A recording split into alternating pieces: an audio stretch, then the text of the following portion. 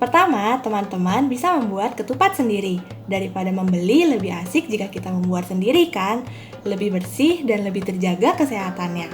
Biasanya ketika lebaran, kue kering yang selalu ada adalah kue nastar. Betul nggak teman-teman?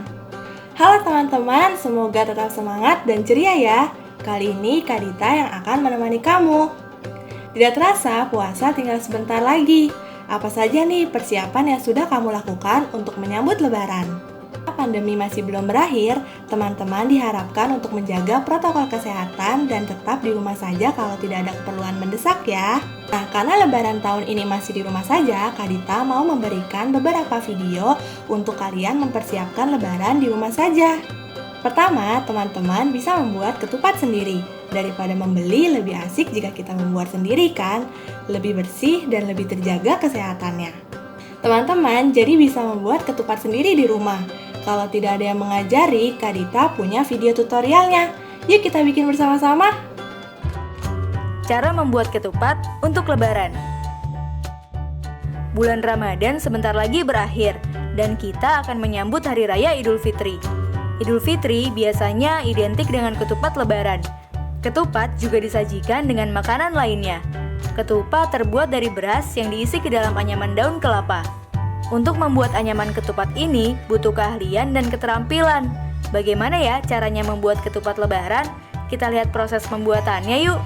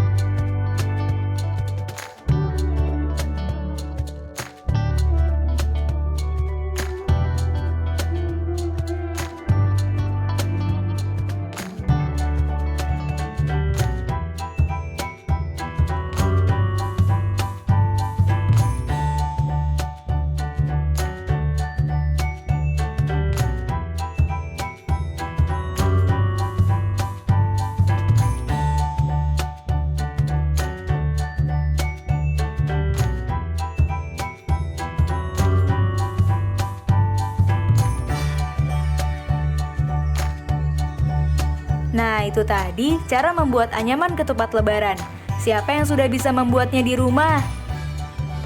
Wah, seru ya seperti belajar menganyam gitu.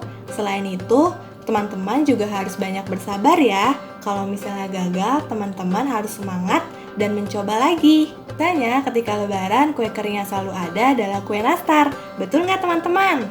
Apakah di rumah kamu sudah ada?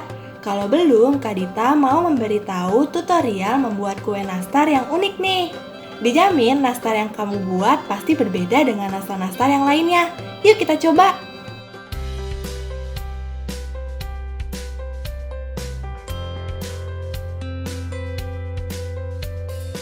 Halo teman-teman Bobo, Kakak Fatma Bahalwan dari Natural Cooking Club Indonesia. Kakak mau kasih tahu cara membentuk nastar yang lucu-lucu deh.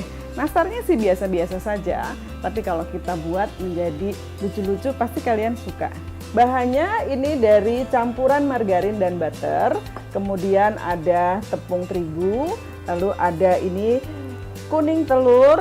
Nah, ini susu bubuk supaya nanti teksturnya lebih enak dan lembut ketika dimakan, dan tentu saja ada gula halus.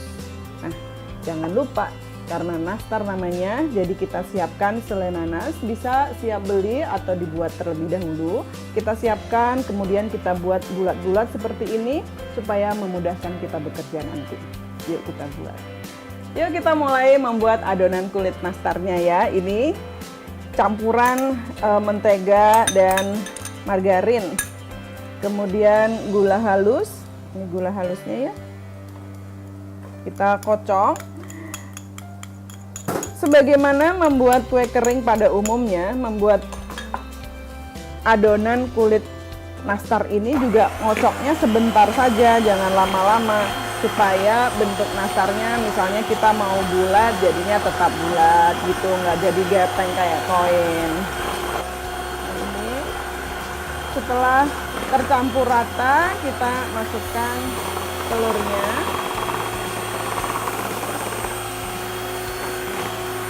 Kuning telurnya saja ya.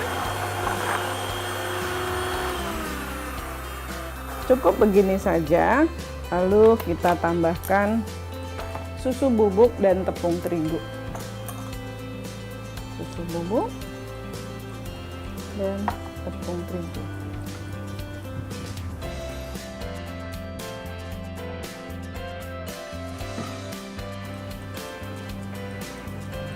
Bisa menggunakan pastry blender atau pakai spatula seperti ini.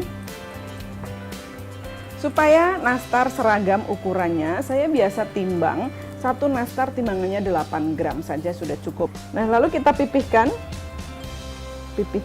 demikian. Terus diisi dengan satu bulatan. Satu bulatan selai nanas ini biasanya beratnya 1-2 gram gitu. Pas di tengah. Kita rapatkan lagi. Pastikan dia rapat. Kenapa? Karena pada saat memanggang nanti kena panas, nanas di dalam tuh akan mendidih dan mengeluarkan jusnya. Nah, ini yang menyebabkan nanas suka retak atau nastarnya suka retak-retak gitu. Nah, makanya harus rapat. Demikian juga kalau pas dipanggang misalnya ada jus selai nanasnya, nggak sampai berantakan keluar-luar. Ini susun di loyang. Yang pertama, nastarnya dibentuk bulat saja seperti ini gitu. Terus kita bikin sedikit kerucut, kayak gitu ya. Nah, gunting sedikit di dua sisi sini, nggak perlu sampai putus, gitu ya. Terus kita kasih mata menggunakan wijen hitam. Ini wijen hitam, tanya sama mama belinya di mana ya? Ini karena mudah sekali. Satu lagi. Lucu ya jadinya, ini yang bentuk kelinci. Sekarang kita buat lagi yang model lainnya ya.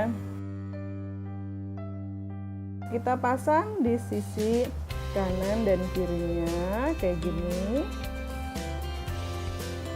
Nah, sudah ada kupingnya. Terus kita kasih matanya. Bisa digunakan ini coklat meses.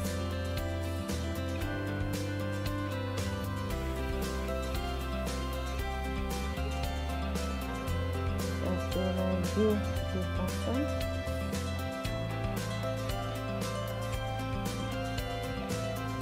Lalu kita kasih mulutnya dengan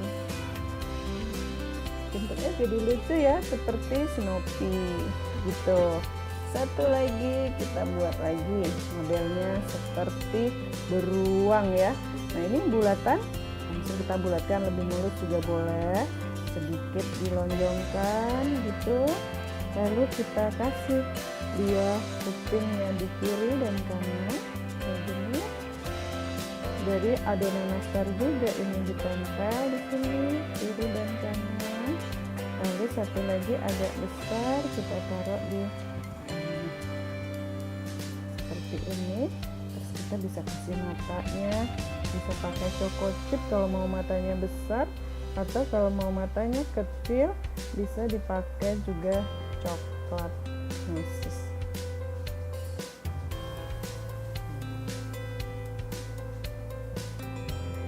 Sudah jadi nastarnya. Nah, kita sekarang sudah punya nastar yang lucu-lucu ya.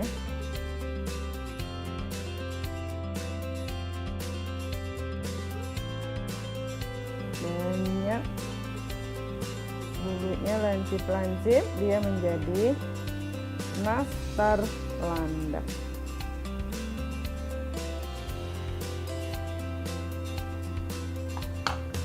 lucu ya. Pasti kita akan merayakan hari raya lebih menyenangkan lagi. Teman-teman Bobo, gampang kan membuat nastar dengan bentuk lucu-lucu? Jangan lupa praktekkan di rumah bersama Mama ya. Sampai jumpa.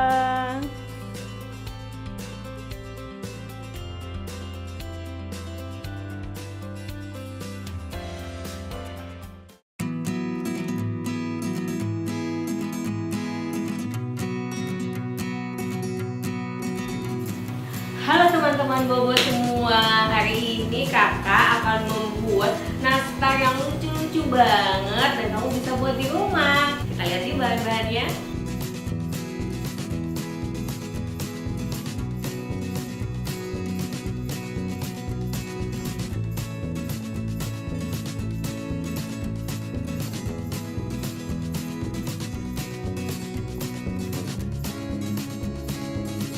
Oke, sekarang kita akan buat caranya ya. Kita mulai aja. Ini di sini aku pakai butternya, kita campur dengan margarin. Kita campur aja.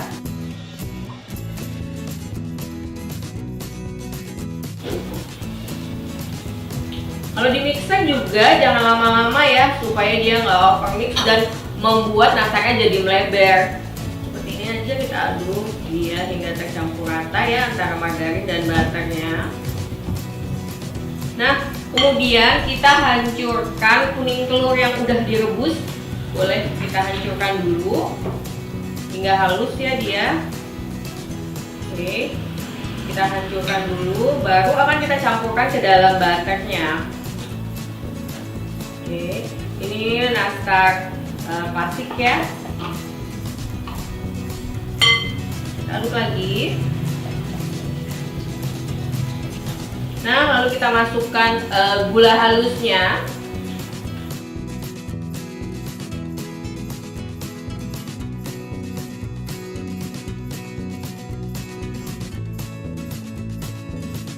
Oke, pastikan kamu jangan terlalu mengaduknya kelamaan ya. Seperti ini aja. Nah, setelah seperti ini akan kita masukkan susu bubuk, keju parmesan, dan jangan lupa vanilinya ya. Ini aku pakai vanili cair. Lalu ini aku menggunakan tepung terigu yang udah dikukus ya. Kita campur aja.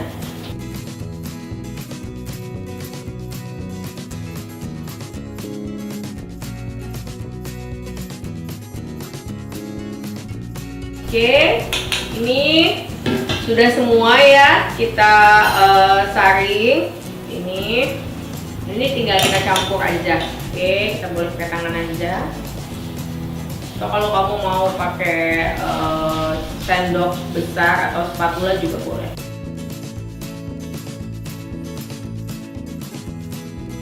Ini lembut aja, nggak usah pakai tenaga dalam. Oke. Ini kita aduk hingga merata. Oke, ini tadi aku menggunakan tepung terigu yang dikukus. Jadi kalau kamu mau lebih awet, kamu boleh dikukus atau disangrai. Tapi aku memilih dikukus karena aku ingin menghasilkan nastar yang kokoh. Tapi pas digigit itu dia lumer di mulut.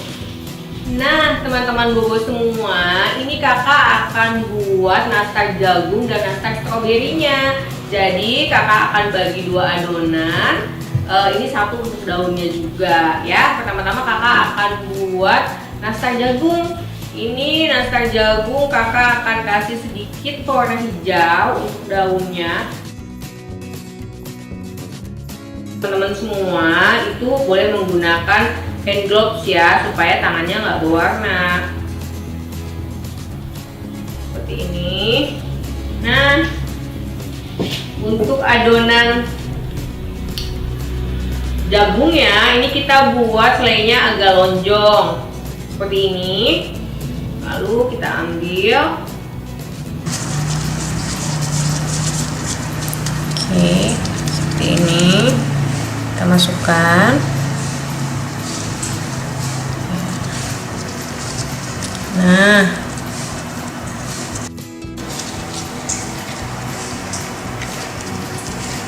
oke, seperti ini. Kita pakai tusuk gigi aja, atau kalau kamu mau bisa pakai tusuk sate lebih panjang ya. Nah,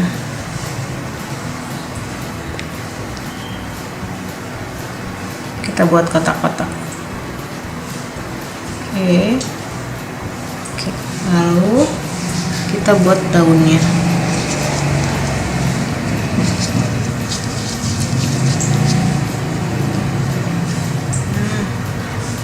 Seperti ini. Kita tempelin di sini. Oke. Kita buat satu lagi.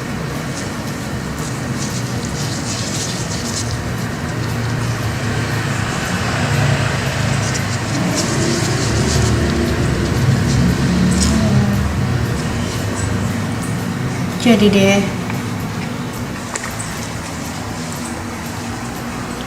Nah, kawan-kawan Bobo, sekarang kita akan buat yang nastar strawberry. Ini kita kasih pewarna merah aja.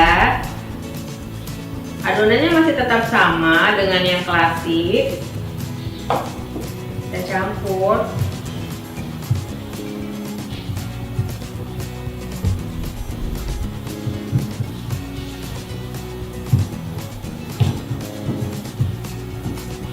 Oke, setelah pewarna merahnya tercampur seperti ini, ya, kita bulatkan lagi dan kita bentuk.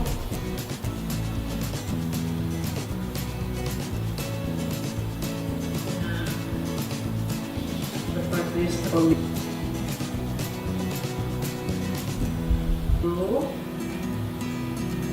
Nah, ya, setelah seperti ini.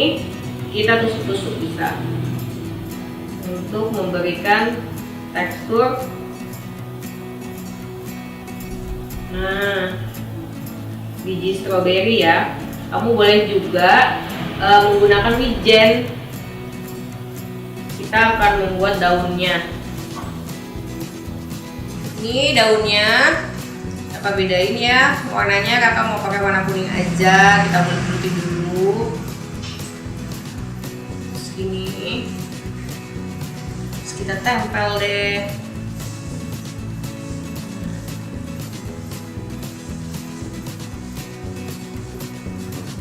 Nah, seperti ini daunnya boleh kita bentuk garis-garis lagi.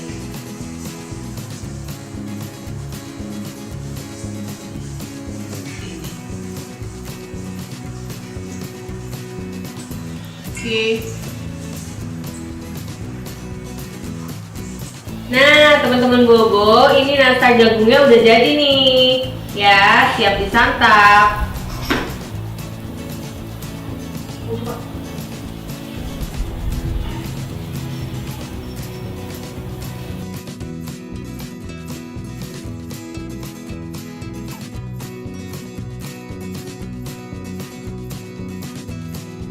Oke, nastar jagung dan nastar stroberinya udah jadi. Teman-teman Bobo, jangan lupa praktekkan di rumah ya dengan orang tua semua.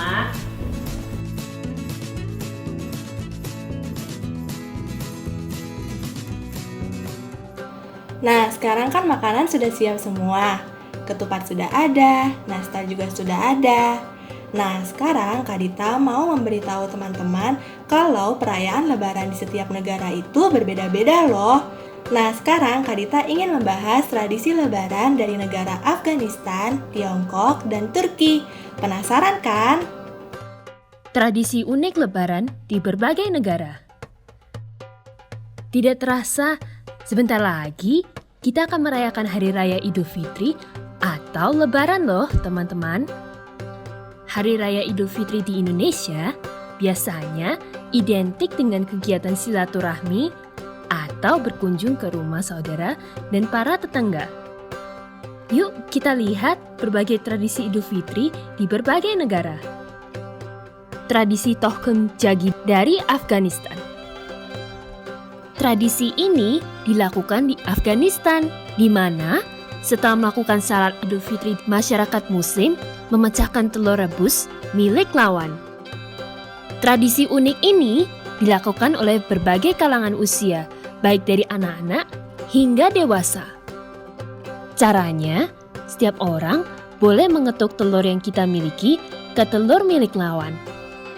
Nah, kalau cangkang telurnya pecah lebih dulu, artinya dia kalah. Oh iya, sebelum dipertandingkan, telur-telur akan direbus sampai matang dulu dan cangkangnya akan dihiasi dengan berbagai gambar. Ramadan Bayram di Turki. Di Turki, hari Idul Fitri tersebut juga dipanggil Bayram. Bayram biasanya dilakukan dengan membagikan berbagai makanan manis berupa makanan manis tradisional seperti Turkish Delight dan baklava. Pembagian makanan manis ini biasanya akan semakin ramai saat anak-anak sudah mengunjungi rumah-rumah. Anak-anak biasanya akan menunjukkan rasa hormat dengan mencium tangan orang tua terlebih dahulu, baru kemudian mereka mendapatkan berbagai makanan manisan. Berkunjung ke makam gubernur pertama di Tiongkok. Umat Muslim di Tiongkok kebanyakan tinggal di provinsi Yunnan loh teman-teman. Umat Muslim di Yunan biasanya akan mengunjungi makam Syed Ajal Syams al-Din Nomar. Beliau adalah gubernur pertama provinsi Yunan, sekaligus orang pertama yang mengenalkan agama Islam kepada masyarakat setempat. Selain mengenalkan agama Islam, beliau juga mengajarkan toleransi atau saling menghargai antara umat beragama di provinsi Yunan. Nah, itu tadi beberapa tradisi Idul Fitri di berbagai negara. Sebenarnya, di Indonesia ada tradisi unik yang rutin dilaksanakan ketika Idul Fitri loh, yakni mudik ke kampung halaman. Tujuannya adalah untuk bersilaturahmi dengan keluarga di hari yang fitri setelah sekian lama tidak bertemu. Namun sayangnya, pandemi ini masih belum berakhir teman-teman. Jadi, kita harus bersabar untuk merayakan Idul Fitri di rumah aja ya. Kalau tradisi lebaran di sekitar rumah teman-teman seperti apa? Kalau di rumah Kak Dita, biasanya setelah sholat Id, kita keliling, datang ke rumah tetangga untuk silaturahmi. Habis itu kita pulang ke rumah, makan ketupat dan semur daging. Nah, biasanya pada saat lebaran itu kan pasti ada banyak makanan. Nggak cuma ketupat aja dong, pasti ketupat juga punya teman-temannya. Ada opor ayam, rendang, gulai daging, dan masih banyak lagi. Teman-teman pasti langsung gak sabar kan untuk mencicipinya sepulang sholat Id. Tapi teman-teman juga harus ingat untuk tidak makan terlalu banyak. Nah, Kak Dita punya tipsnya nih. Tips tidak makan berlebihan saat lebaran. Sebentar lagi Hari Raya Idul Fitri tiba. Biasanya kita makan ketupat lebaran. Selain itu, ada banyak makanan lainnya yang juga identik dengan Idul Fitri, seperti rendang dan opor. Melihat banyaknya makanan, mungkin teman-teman malah jadi mau makan banyak. Makanan-makanan itu memang enak, tapi kita tetap harus membatasinya ya. Nah, berikut ini beberapa tips supaya kita tidak makan berlebihan di hari lebaran. 1. Ketahui makanan yang baik dan makanan yang harus dibatasi. Ada banyak makanan yang disediakan saat lebaran. Kita harus mengetahui mana makanan yang baik dan mana makanan yang harus dibatasi. Makanan yang baik untuk tubuh misalnya dada ayam tanpa kulit, kacang almond, dan kacang mete. Sedangkan makanan yang harus dibatasi adalah rendang dan semur daging karena mengandung lemak yang sangat tinggi. 2. Makan dengan perlahan. Saat kita makan, usahakan untuk makan dengan perlahan ya. Kunyah makanan sampai benar-benar lembut untuk ditelan. Sebab perut kita membutuhkan waktu 20 menit untuk memberi sinyal pada otak bahwa perut kita sudah kenyang. Jika kita makan dengan cepat-cepat, perut tidak bisa memberi sinyal pada otak.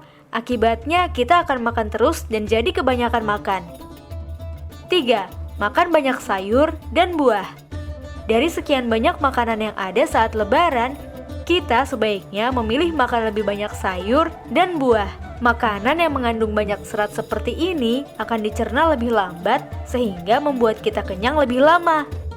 Dengan begitu, kesempatan untuk makan makanan yang mengandung lemak akan berkurang.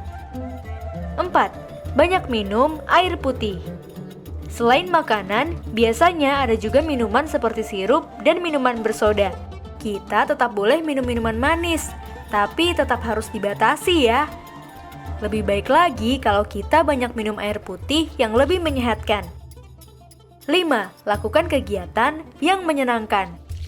Supaya kita tidak terus makan di hari Lebaran, kita harus mencari kegiatan yang membuat kita jadi tidak memikirkan makanan. Kita bisa mengobrol dengan anggota keluarga atau bermain bersama kakak dan adik. Usahakan untuk tidak mengobrol di ruang makan agar tidak makan terus ya. Teman-teman, Kak Dita juga mau mengucapkan Selamat Hari Raya Idul Fitri 1442 Hijriah. Mohon maaf lahir dan batin. Selamat Hari Kemenangan. Jangan lupa baca majalah Bobo yang terbit setiap hari Kamis dan jangan lupa kunjungi bobo.id. Kalau teman-teman juga tidak mau ketinggalan video terbaru dari majalah Bobo, jangan lupa subscribe channel YouTube majalah Bobo dan nyalakan lonceng notifikasinya. Follow juga semua media sosial majalah Bobo ya, di fanpage Facebook majalah Bobo, di Instagram @majalah_bobo, di Twitter @majalah_bobo. Sampai jumpa lagi, dadah, bye, annyeong. Teman-teman, jangan lupa kunjungi website untuk anak ya, bobo.id. Like, comment, share, dan subscribe juga ke channel Bobo yuk!